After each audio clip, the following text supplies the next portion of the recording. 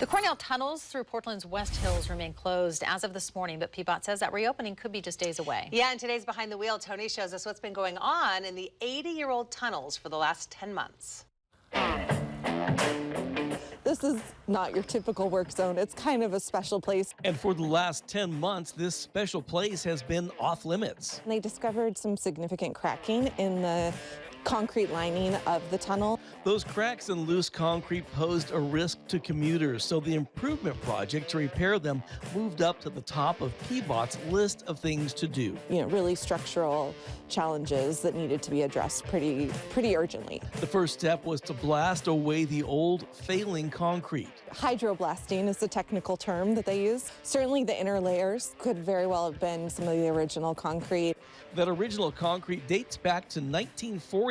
Once it was cleared, the interior was reinforced using rebar, followed by the finishing touch. Applying shotcrete to the interior, which is kind of like a power washing of concrete onto the inner liner of the tunnel.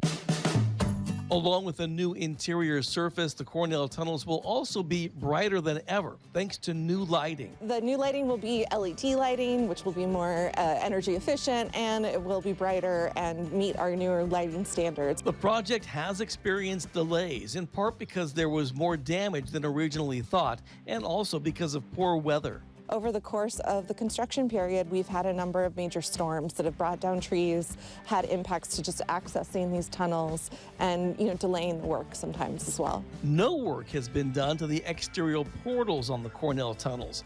These arches were constructed using volcanic basalt quarried from Rocky Butte.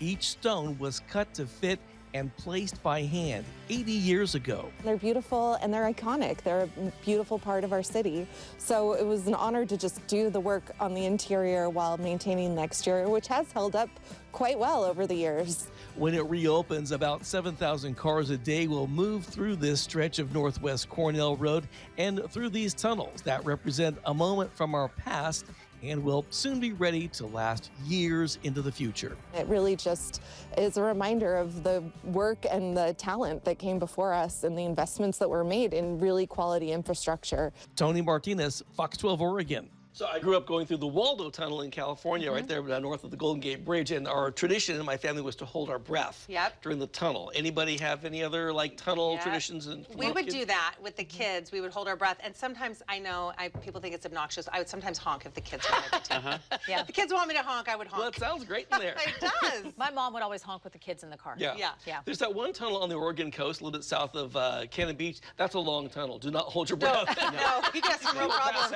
Or on 26, if there's a lot of traffic. That's right. That could be another issue. Indeed. I'm always amazed at some of the tunnels, they actually have it set up to where you can still get radio, because it used to be you just... It's like, that's right. wow, they're really thinking this thing through for me.